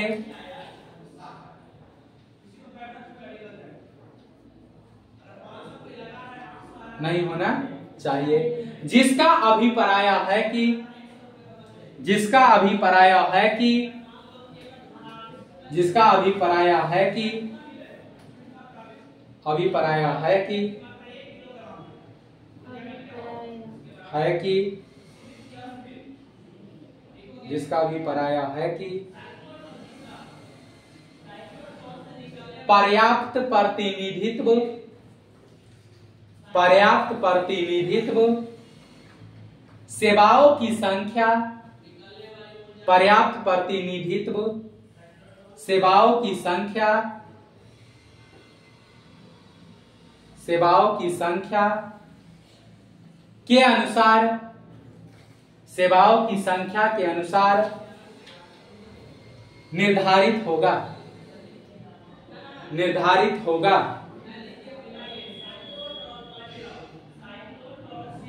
निर्धारित होगा। और जातियों के कुल संख्या के अनुसार नहीं, और जातियों के कुल संख्या के अनुसार नहीं, जातियों के कुल संख्या के अनुसार नहीं, जातियों के, लिखो ना, हम समझाते ना, क्या है ना, छूट गया क्या, अनुसार निर्धारित होगा, जातियों के कुल संख्या के अनुसार नहीं।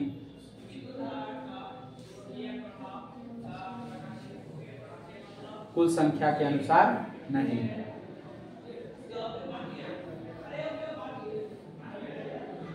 कुल संख्या के अनुसार नहीं। देखिए एससी ने साफ भाषा में कह दिया, सुप्रीम कोर्ट साफ भाषा में कहा जो आरक्षण का लिमिटेशन कितना होना चाहिए, 50%, और 50% से ज्यादा किसी कीमत में नहीं होना चाहिए।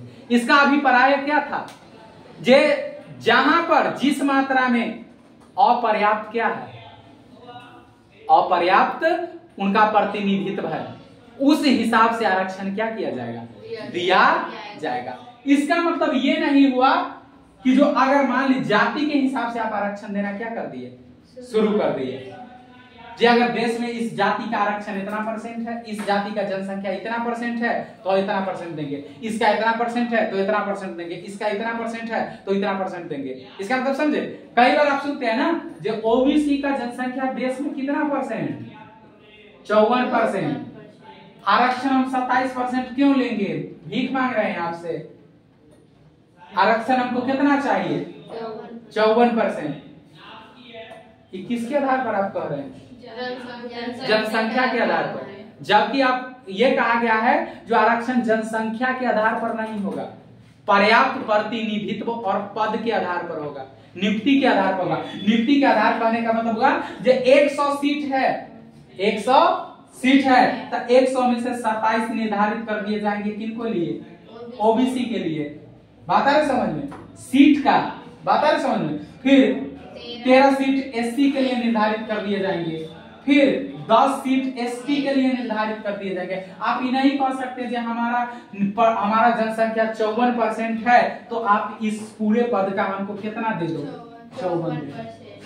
आप इस आधार पर नहीं कह सकते, बात आ रही समझ में। तो जाति के आधार पर आपको, जाति के परसेंटेज के आधार पर आपको आरक्षण नहीं मिलेगा। ये किनका आर्गुमेंट था, सुप्रीम कोर्ट, ठीक है।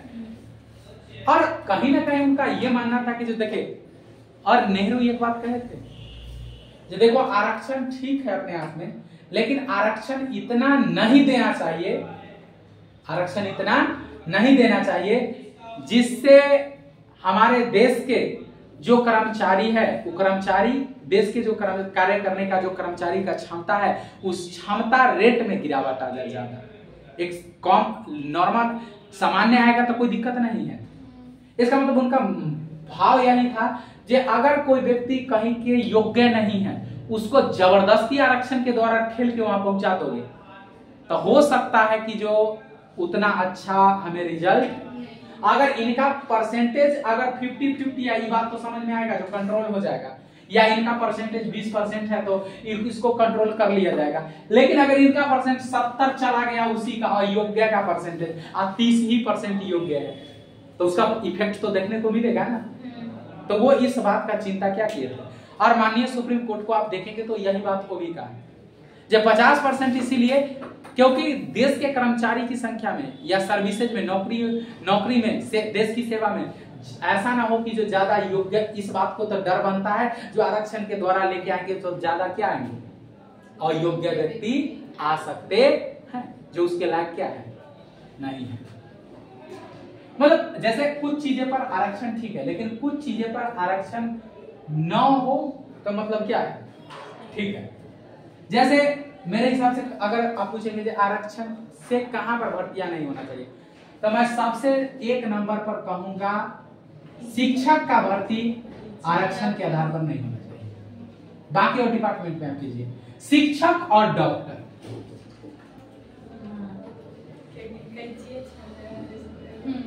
अगर मान लीजिए कोई मतलब ये इसको सीरियस नहीं लेंगे, मतलब ऐसे बोल चाल के, अगर मान लीजिए कोई डॉक्टर योग्य नहीं है उसके योग्य उसको जबरदस्ती डॉक्टर बना दिया, हो सकता है कि जो वो कुछ ऐसा इंसिडेंट कर दे जिसके वजह से 150 मतलब क्या हो जाए मरीज को क्या हो जाए नुकसान।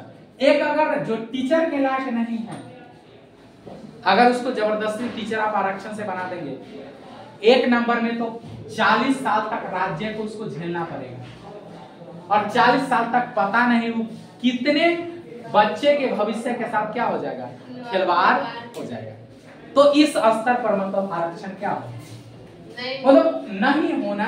बाकी बहुत सारे डिपार्टमेंट है आरक्षण के लिए जहां पर उनको क्या कीजिए दीजिए, क्योंकि ज्यादातर विद्वान का जरूरत और काबिलियत का जरूरत संसद भवन में नहीं पड़ता है तो वहां नहीं जाने देते हैं। वहां पर तो इसका जरूरी नहीं है, क्षमता का जरूरी एक बेसिक इंसान होना चाहिए, ठीक ठाक से बात कर लेना चाहिए, साथ से पब्लिक कनेक्टिविटी होना चाहिए। तो उस आधार पर आप नहीं जाने नहीं यहाँ कैसे आओगे, यहाँ कैसे ले आए तुमको। और जहां मतलब योग्य व्यक्ति को जाना चाहिए वहां पर आरक्षण देके उनको ठूसने का क्या करते हैं कोशिश करते हैं। तो अगर यहाँ पर नहीं हो तो कम से कम इस आधार पर क्या होना चाहिए, यहाँ पर जो लायक है उसी को भेजिए। बाकी यहाँ का कंप्रोमाइज अलग सेक्टर में कर दीजिए, अलग सेक्टर में कर दीजिए यहाँ का कंप्रोमाइज। जगह हाँ रियलिटी किसी यूनिवर्सिटी में लेक्चरर के लायक कोई व्यक्ति नहीं है, उसके अंदर वो एबिलिटी नहीं है उस यूनिवर्सिटी में लेक्चर देने का, तो आप बिना योग्य व्यक्ति को वहां पर लेके क्या करिए नहीं आइए, क्योंकि वो क्या है राष्ट्र निर्माण के बात हो जाता है वहां पर। बाकी जगह पर कंप्रोमाइज किया जा सकता है लेकिन यहाँ पर थोड़ा सा समस्या हो जाता है। अगर मान लीजिए जिस यूनिवर्सिटी में आप लेक्चर देने गए और वहां सामने बैठा हुआ है और उसी के योग्य आप नहीं है, आपका लेवल यह है और उसका लेवल यह है, कैसे। और दूसरा नंबर में फिर बाद में सम्मान का भी तो बात हो जाएगा, ये भी तो बात होता है ना। अगर सच में कोई व्यक्ति उस योग्य नहीं था उसको बना दिया और भेज दिए, पैसा के लिए तो नौकरी कर लेगा, लेकिन फिर आप सोचते हैं कि वो कितना बड़ा गिल्ट फीलिंग से हमेशा रहेगा, उसको मतलब अपने आप पर क्या होगा बहुत मतलब मजबूरी में तो वो करेगा, वो बोलेगा कोई बोल देगा वो भी झेल लेगा। अब मैंने इसका ठीक ठाक असर, मैंने ऐसा बोलना नहीं चाहिए लेकिन मैंने ऐसा ठीक ठाक असर जिस स्कूल में पढ़ता था वहां पर कुछ टीचर थे उनको हम देखते थे, सच में वो नहीं थे टीचर लाइन सच में, लेकिन उनको जबरदस्ती क्योंकि आया वैसा बाहर आया बना दिया गया, और बना दिया गया उस स्कूल का। समझ आइए हायर एजुकेशन में तो छोड़ दीजिए, कॉलेज यूनिवर्सिटी का तो बात छोड़ दीजिए, वहां पर तो एक पर एक अपने रहता है और किसी को लगाता नहीं है। लेकिन अब लोअर स्कूल में देखिए 1 से 5 और 1 से 8 वाला में उस लेवल के टीचर को बच्चा रत्ती भर एक कौड़ी भर सम्मान नहीं करता है, 1% भी वैल्यू नहीं करता है। वो एक बात कुछ बोल के देख ले, 4 गो बच्चा मुंह नोच लेगा। एक बार एक बच्चा को एक डंडा मार के देखे, सब ओकरा से एबीसीडी लिखवाने के लिए पहुंच जाएगा। लिखिए, पता है बच्चा को एबीसीडी नहीं आता मैडम जी को। समझे उस समय उनका स्थिति कैसा होता होगा? ऐसा तो मैडम जी के साथ होता है, सर के साथ, हर के साथ होता है। लेकिन इस धारा में ज्यादा परसेंटेज मैडम जी का है, इसलिए थोड़ा मैडम जी हाईलाइटेड रहते हैं। सब भी है लेकिन अपवाद के स्वरूप मिल जाते हैं। क्योंकि ये क्या है, शिक्षा नहीं आपको ये भी समझने पड़ेंगे ना, पैट्रियार्की समाज है। पैट्रियार्की समाज है, बच्चा पुरुष से डरता है और उसको नहीं आता तो उसको लगता है कि कहीं नीचे से ऊपर तक कहीं बजा दिया तो फिर लफड़ा हो जाएगा, उससे मजाक करने भी नहीं जाएगा। आप छोड़िए, आप अपने घर में अपने माँ और पापा में ही दोनों को डिसाइड करना हो, आप देख लीजिए ना, किसको आप कुछ बोल सकते हैं आराम से बगैर कोई सिचुएशन के कंडीशन को, किसको चिढ़ा सकते हैं, बाप को कि माँ को? अगर चिढ़ाने का बात किया है अब अपवाद मैं मानता हूं, लेकिन माना जाता है कि जब महिला को कोई चीज बोल देना बड़ा क्या होता है। तो एक ये भी होता है, पैट्रियार्किक समाज में तो पुरुष के लिए परसेप्शन अलग बनता है सबका, महिला के लिए क्या बनता है, अलग बनता है। तो ऐसा बहुत खराब स्थिति हो जाता है। ठीक है, चलिए, तो सुप्रीम कोर्ट को तीसरा आर्गुमेंट देख लिए। चौथा क्या था, रिक्त सीटों के भरने। अगर कोई सीट खाली रह जाता है तो उसके लिए वो क्या मतलब कहते हैं,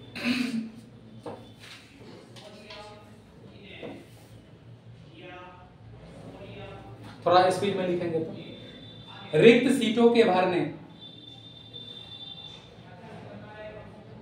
लिखिएगा, एससी ने कैरी फॉरवर्ड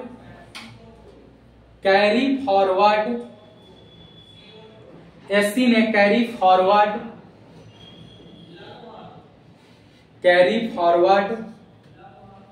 रूल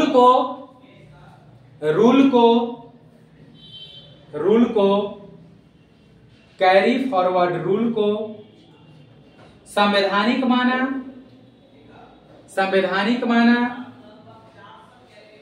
जिसका अभिप्राय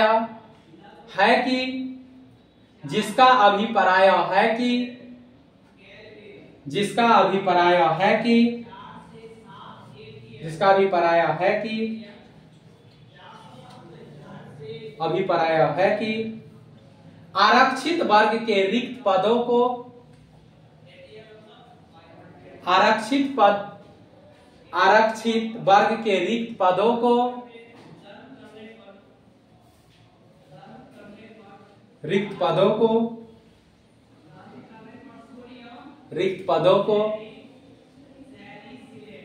हो गया, रिक्त पदों को अगले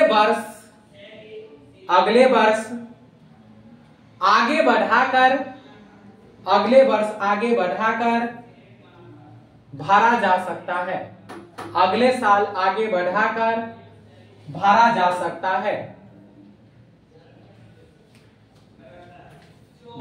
सकता है।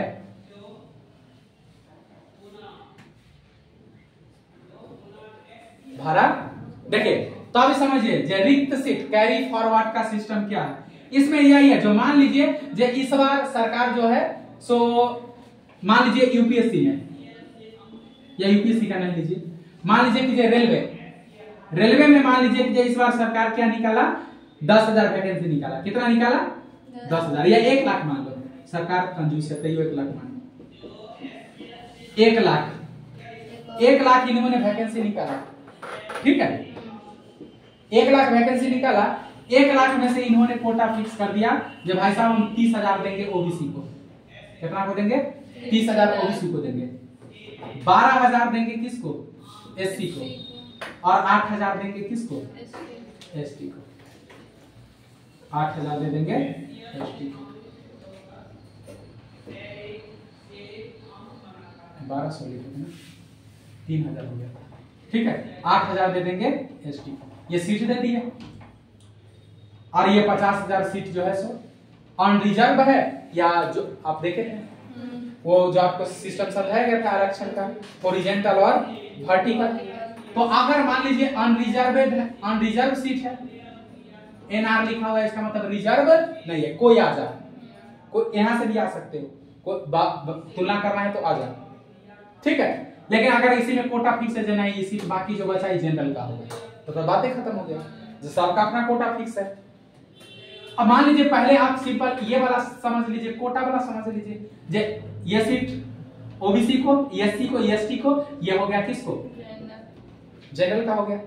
अगर मान लीजिए कि इस बार ऐसा हुआ कि जो ओबीसी एससी का सीट जो है से 2000 खाली रह गया, इतना कैंडिडेट फॉर्म डाला, 6000 कैंडिडेट फॉर्म डाला और उस सबको हो ही गया, बचा कितना, अभी भी इसको 2000 सीट खाली है।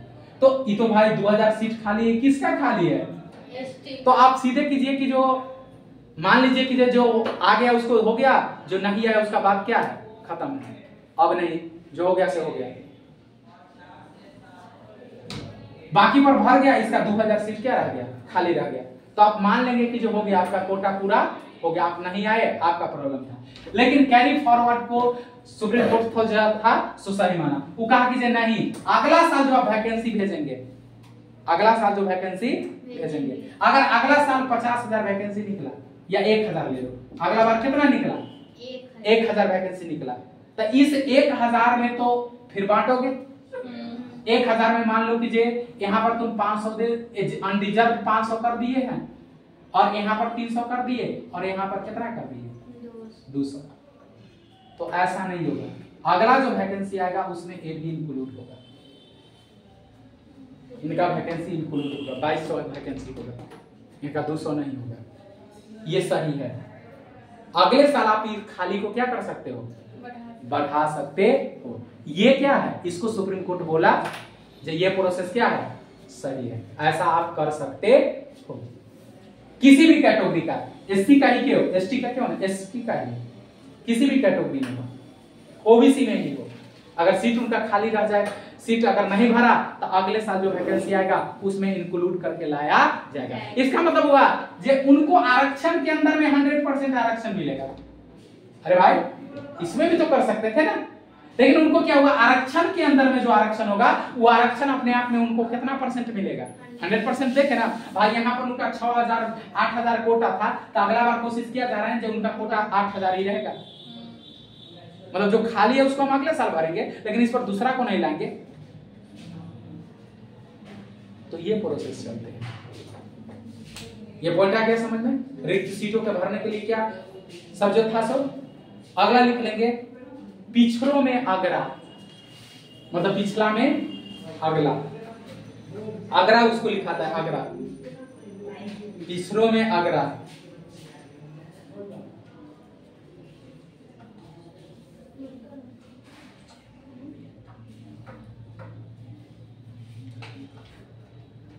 अब पिछड़ों में अगला, अब देखिए पिछड़ा ओबीसी में अगर कोई है, ओबीसी में है, तब थोड़ी है जो ओबीसी में सभी जाति जो है,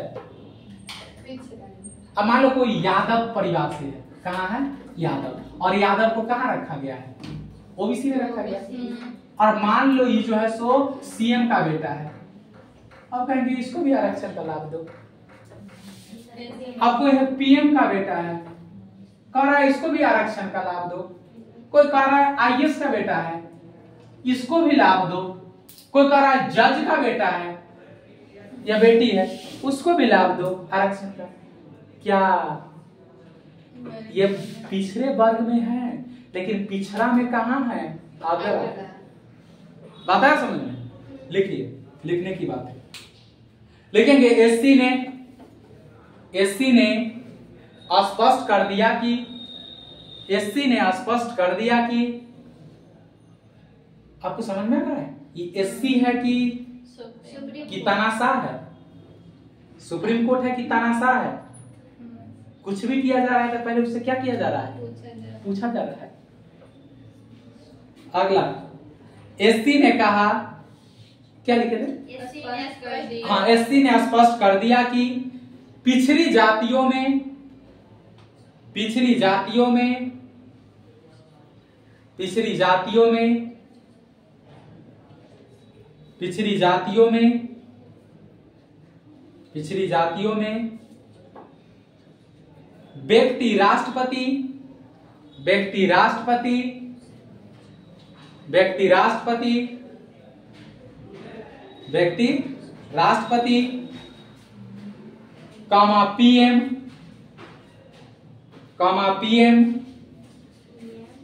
कामा अखिल भारतीय सेवाओं या यूपीएससी लिख सकते हैं और उसी को बोलते हैं all India services. Akhil Bharatiya सेवाओं या उसके लिए आईएएस लिख सकते हैं, आईएएस आईपीएस, ठीक है। कामा उच्च सैन्य पदों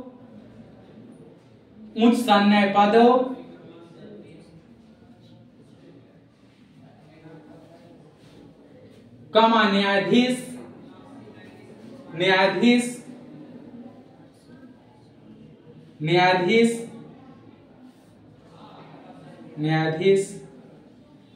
के पद पर नियुक्त हैं, न्यायाधीश के पद पर है, क्या लिखे थे? पद पर नियुक्त है। उन्हें पिछड़े वर्ग में शामिल नहीं किया जाएगा, उन्हें पिछड़े वर्ग में शामिल नहीं किया जाएगा, पिछड़े वर्ग में शामिल नहीं किया जाएगा, शामिल नहीं किया जाएगा, बल्कि उन्हें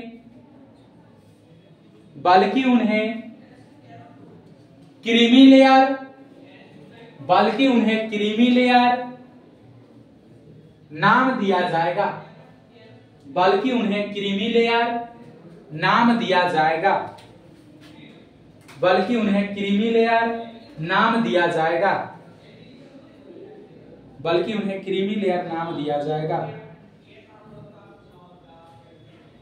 बल्कि उन्हें क्रीमी लेयर नाम दिया जाएगा। और देखिए यहाँ पर से क्रीमी लेयर का सिद्धांत ओबीसी के अंतर्गत में क्या हुआ, पिछड़ा वर्ग के अंतर्गत में क्या हुआ, निकलना शुरू हुआ। इसी केस से, क्योंकि पहला केस था ओबीसी को आरक्षण मिला था और कहा कि जो ओबीसी के अंतर्गत क्रीमी लेयर का क्या करना है, व्यवस्था करने की जरूरत है। अंततः देखेंगे जो इस पर अंततः 2019 में फाइनल सहमति क्या हुआ, बना। फाइनल सहमति आके बना कब, समझ जाओ, न्यायपालिका कब कह रहा है, 1955 92। ये जो भी आर्गुमेंट अभी सबको लिखवाया गया, ये सारा आर्गुमेंट है इंदिरा साहान बनाम भारत संघ मामले के, और ये मामला था 1992 या मंडलवाद 1992 में। ये सारा मतलब सुप्रीम कोर्ट द्वारा क्या किया गया था, कहा गया था।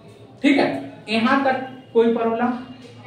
अब इसका समस्या देख लीजिए, जो इसमें समस्या है क्या सब था, ये सब तो सुप्रीम कोर्ट अपना कर दिया, लेकिन इसमें समस्या क्या सब हुआ, सब समस्या देख लेंगे और एक दो लाइन अपना निष्कर्ष लिखेंगे, कहानी खत्म। मतलब ये आर्टिकल 16 का कहानी खत्म होगा। समस्या लिखेंगे, समस्या कहां आया,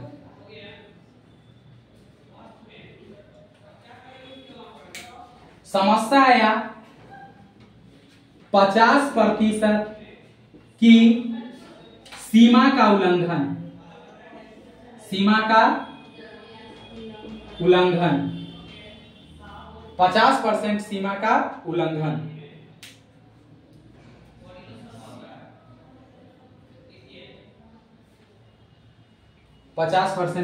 के सीमा का उल्लंघन, इसमें लिख लेंगे। एक नंबर देखे, तमिलनाडु में आरक्षण 69%।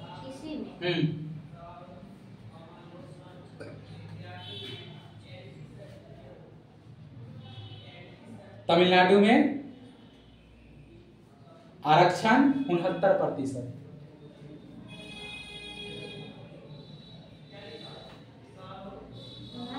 69%।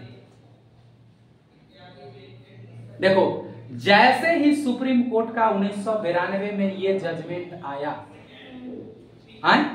जैसे ही 1992 में सुप्रीम कोर्ट को का ये जजमेंट आया, इंदिरा साहनी बनाम भारत संघवाद का जैसे ही जजमेंट आया, अम्मा राजधानी एक्सप्रेस पकड़ी और भाग के आई कहां? दिल्ली। और नरसिम्हा राव से मिली और बोली कि ये क्या हो गया, सुप्रीम कोर्ट ये कौन सा अनर्कल कर दिया? तो बोला हमें बचाओ हमें बचाओ। अम्मा बोली, नरसिम्हा राव उस समय प्रधानमंत्री थे, उनको बोला हमें बचाओ। तो बोला कैसे बचाए? तो बोला तुम ही बचा सकते हो, क्योंकि सुप्रीम कोर्ट तो जो करना था से कर दिया। बोला कैसे बचाए? बोला बताओ तो, कोई ना कोई रास्ता होगा ना। बोला है तुम्हारे पास रास्ता, 9वीं अनुसूची। कौन सी अनुसूची? 9वीं अनुसूची। ये जो हम 69% का कानून बनाए हुए हैं, इसको डाल दो कहां? 9वीं अनुसूची में। बोल रहे अम्मा इतना के लिए परेशान हो, इतना छोट काम के लिए? लाओ डाल देते हैं। लिया यहां से, डाल दिया।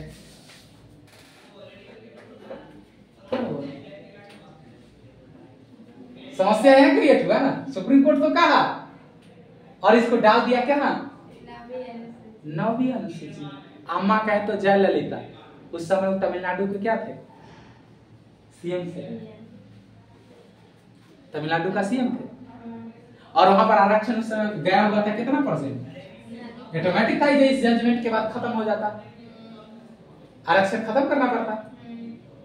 देखो राजनीति पार्टी बहुत बेचारा होता है, उसको प्रत्येक 5 साल के बाद जनता के पास मुंह दिखाने जाना है, और उसके पास सबसे अच्छा समाधान क्या होता है उसको पता है। जैसे आप गए और एकदम इमोशन में भावना में आरक्षण दे दो, आरक्षण दे दो, आरक्षण के लिए विधि बना दो, उसको लगता है यार मना कर देंगे तो नाराज हो जाएगा, फिर इलेक्शन में हिसाब बराबर कर देगा। कोई बात नहीं है, कितना %? आप रोते गए जब हमको आरक्षण दे दो, आरक्षण दे दो, रोते गए कितना दे दे? बोले 10% ले ले, 10%। कानून बना, उसको पता है जो सुप्रीम कोर्ट में जाएगा टिकेगा नहीं। लेकिन जब जनता के पास जाएंगे तो ये तो कह सकते हैं ना, हमने तो प्रयास किया, सुप्रीम कोर्ट उसको क्या कर दिया। अब सुप्रीम कोर्ट के जज को इलेक्शन लड़ने जाना है नहीं? सुप्रीम कोर्ट के जज को इलेक्शन लड़ने थोड़ी जाना है। इलेक्शन लड़ने किसको जाना है? नेता को। और वो उसको पता है, और वो जनता को क्या कर देता है, उसके पास जो भी जाएगा उसको वो निराश क्या करता है? नहीं करता है, बोलता है आजा कोई बात नहीं। और उसको पता है जब हम बना भी देंगे ना तो सुप्रीम कोर्ट में जाएगा तो ठीक, लेकिन मेरा जिम्मेदारी खत्म। आप कहें मैंने तो बना दिया और सुप्रीम कोर्ट खारिज कर दिया, तो हम क्या करें? एक बार आप लोग आंदोलन किए थे, अंग्रेज छोड़ो आंदोलन, भारत छोड़ो आंदोलन, हाँ अंग्रेज भारत छोड़ो आंदोलन किए थे, और इस बार कर दीजिए जो सुप्रीम कोर्ट छोड़ो जजेज आंदोलन। सुप्रीम कोर्ट छोड़ के जज क्या करो, भागो यहां से, क्योंकि वो हमने तो कानून बनाया और वो उसको क्या कर दिया, खारिज कर दिया, असंवैधानिक घोषित कर दिया। तो हम क्या करें? मैंने तो प्रयास किया, जनता को लगता है हाँ बात तो सही कर रहे हैं। अब देखिए आगे से राजनीति जो होता है ना, वो ऑथेंटिक बात से नहीं चलता है। आप देखेंगे जब राजीव गांधी, नरसिम्हा राव चुनाव में मैदान में जब गए, उससे पहले आपको पता है जो वो रह चुके थे, ये क्या बोलते हैं, प्रधानमंत्री रह चुके थे राजीव गांधी। फोबोस घोटाला हुआ था स्विट्जरलैंड का, वो कह रहे थे राजीव गांधी फोबोस घोटाला में क्या है, राजीव गांधी के वजह से ऐसा हुआ है और इतना नुकसान हमको उठाना पड़ा है। और जो आज पाकिस्तान का हालत बन है, वो हालत एक समय में हमारा था। बात है समझ में? वर्ल्ड बैंक के पास किसी के पास, IMF के पास किसी के पास गए, नरसिम्हा राव को कोई जो था मतलब पैसा नहीं दिया।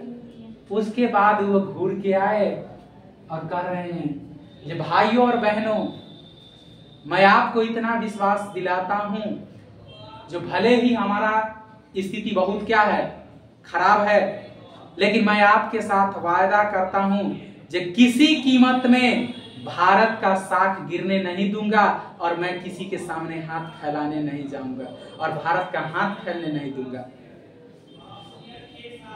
रे भाई, आपको देख कौन रहा है? मुझे मालूम है जन्नत की हकीकत। दिल खुश रखने का गालिब क्या है? अब आम जनता को थोड़ी पता है उसको। IMF, world bank, launch the fund. आम जनता तो जखनिए सुना कि भारत का प्रतिष्ठा बचाना है, भारत किसी के सामने हाथ फैलाने नहीं जाएगा, उसके अंदर राष्ट्रवाद क्या हो गया? उसके बाद बोल रहे हैं ये सारा स्थिति जो देश के हुआ राजीव गांधी के फोबोस घोटाला के वजह से हुआ है। और लोग राजीव गांधी के स्विट्जरलैंड का वो अकाउंट नोट करवा रहे थे, जबकि न CBI को स्विट्जरलैंड का अकाउंट पता है जो राजीव गांधी का था, न CBI को पता है, न ED को पता है, न भारत सरकार को पता है। और ये आम जनता को स्विट्जरलैंड का राजीव गांधी का क्या लिखवा रहे थे? अकाउंट जाके चेक करो। अब यहाँ का जनता स्विट्जरलैंड जाके राजीव गांधी का अकाउंट चेक करेंगे और राजीव गांधी का अकाउंट जनता लिख रहे थे। आप सोच सकते हो ना? ठीक है, तो ये सब राजनीति में ये सब क्या है चल रहा है? राजनीति में ये सब क्या है? आम बात है।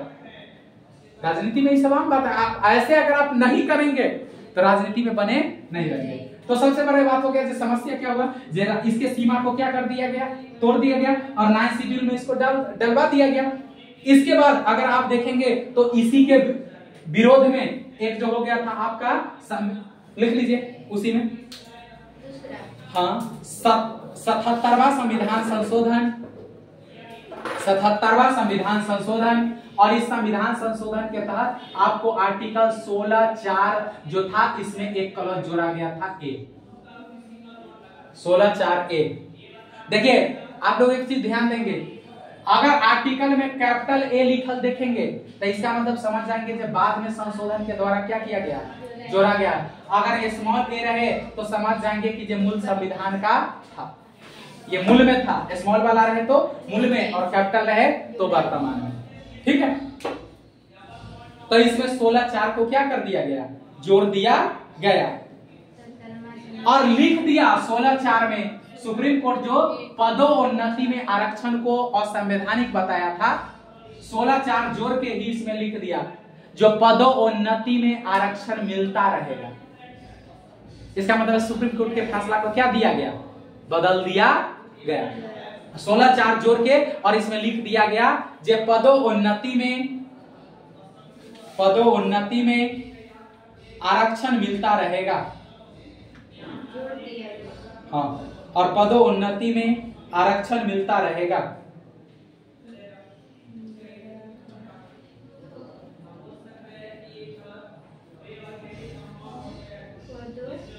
उन्नति में आरक्षण मिलता रहेगा।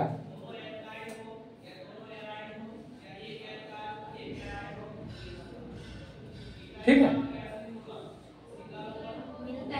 मिलता रहेगा।